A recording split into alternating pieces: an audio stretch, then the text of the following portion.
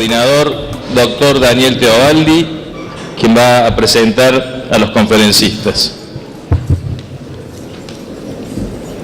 Buenas tardes a todos. El título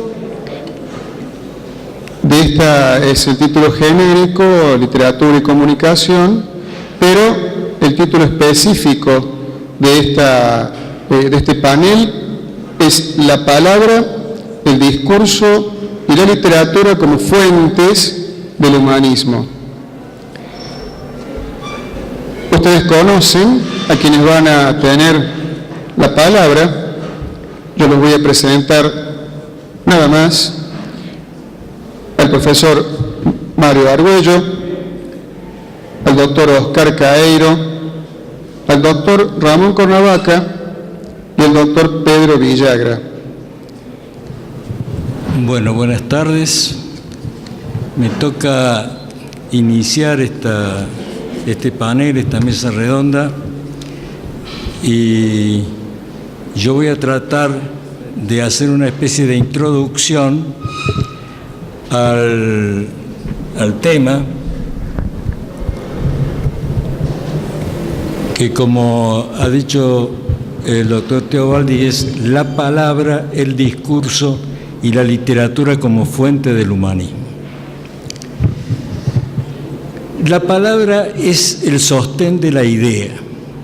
Este concepto, que leí hace tiempo, no recuerdo dónde ni de quién, es conocido y aceptado. Soy consciente entonces de que no revelo nada nuevo al referirlo, pero me resulta útil como punto de partida para el desarrollo de algunas reflexiones. Si la idea se sustenta en la palabra, deducimos naturalmente que ésta es indispensable para el razonamiento, para el pensamiento. Es imposible pensar sin palabras. El pensamiento requiere un medio de expresión, no solo para poder exteriorizarse, sino también en su proceso de elaboración. Arturo Orgaz, refiriéndose al tema que nos ocupa, señalaba en uno de los recordados artículos dominicales de La Voz del Interior: se piensa con palabras y se traduce por estas el pensamiento. Hay pues en el meollo de la palabra vibraciones ingénitas del pensamiento. Por ello la palabra nos permite descifrar los arcanos de la razón y del pensar. Esta potencialidad del vocablo evidencia ya su esencial importancia. Pensemos, si no, en la aptitud de la palabra para transparentar nuestra interioridad y para mostrarnos los paisajes interiores de los demás.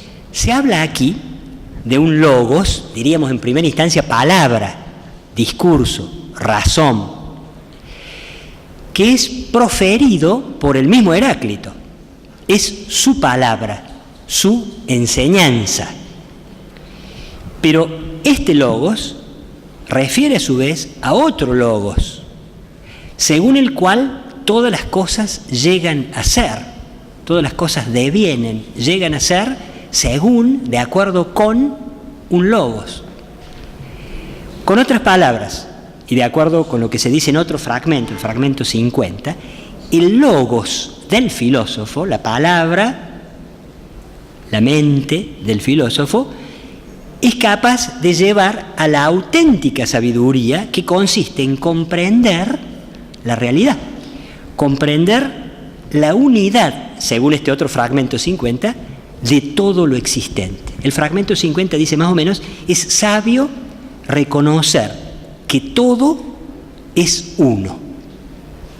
Entonces, el logos de Heráclito revela, sería un camino de acceso a este otro logos que rige el todo, que rige el universo, que hace que todo, que parece disímil, que parece contradictorio, que parece lleno de oposiciones y conflictos, en última instancia sea uno.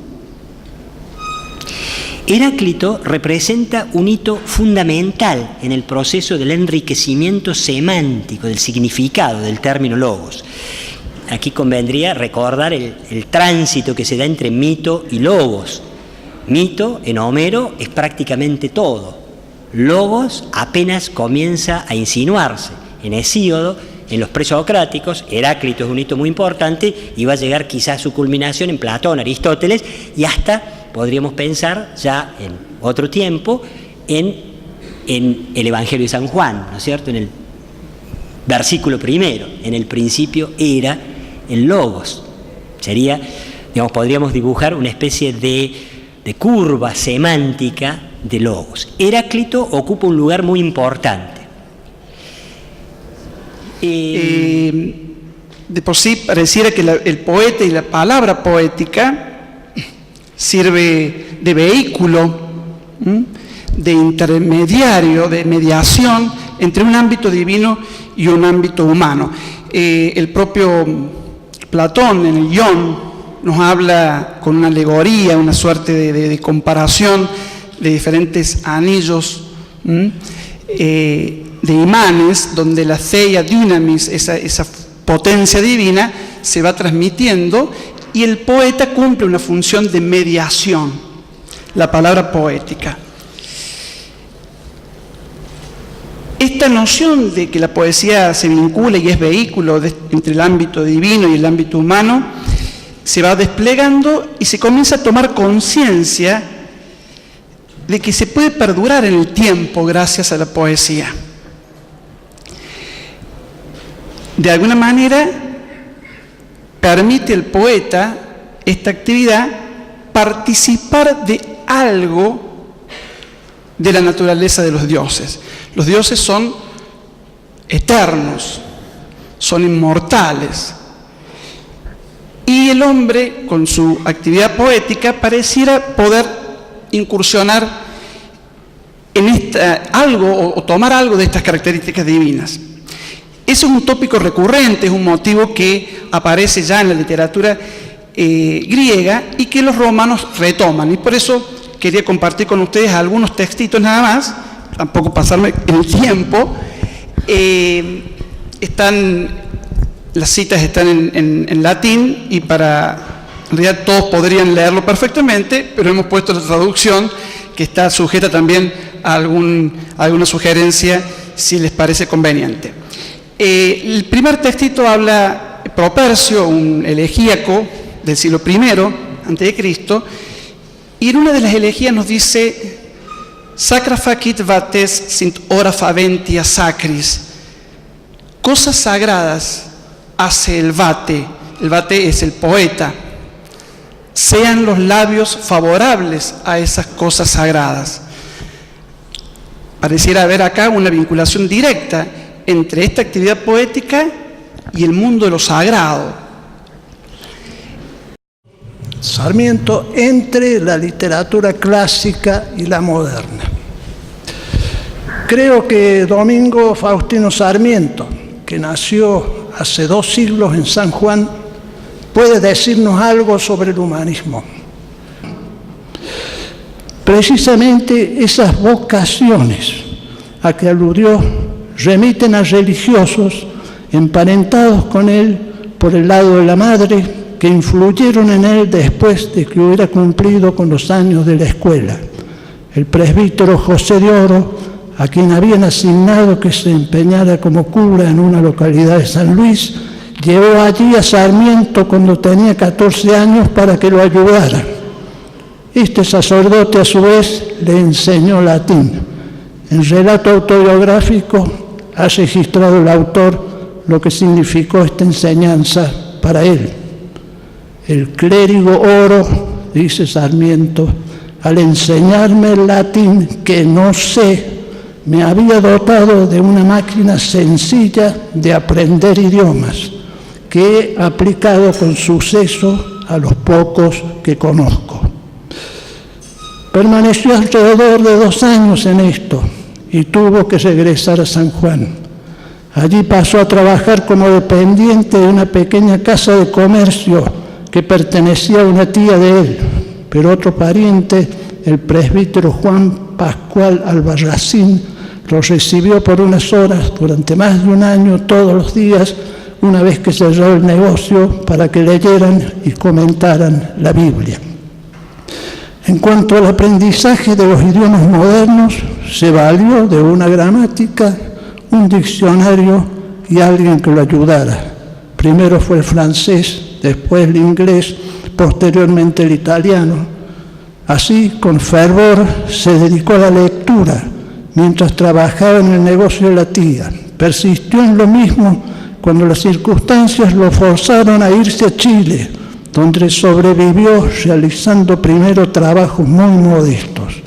No solo mantuvo su intenso interés intelectual, sino que poco a poco, aplicando esa máquina que le había dado el latín, aprendió otras lenguas. Basta el ejemplo de que durante un tiempo trabajó en una mina de Copiapó, Chile, y tradujo, según dice ahí, a volumen por día los 70 volúmenes de la colección completa de novelas de Walter Scott. A este relato autobiográfico hay que agregar que años después, cuando el gobierno chileno le encargó que estudiara en el extranjero los sistemas pedagógicos, escribió los 3 tomos de los viajes y, por supuesto, expuso sus investigaciones en el libro Educación Popular, que se publicó en Chile en 1849. Recordemos que el profesor Mario Argüello se refirió al tema de la palabra, de la importancia de la palabra desde su contexto cotidiano al trasiego, al contexto literario y la dimensión de que esa palabra adquiere. El doctor Cornavaca se refirió a la importancia que el lenguaje tiene en el mundo antiguo, en el mundo griego antiguo, desde las consideraciones de Heráclito y su proyección en el pensamiento de Platón y las ideas sobre la educación, la importancia del lenguaje que Platón desarrolla en la República especialmente, y en la disertación del doctor Pedro Villagra giró en torno a la importancia de la poesía de autores romanos, especialmente la fusión de lo sagrado en la poesía y la importancia que tiene lo sagrado en la poesía de Horacio.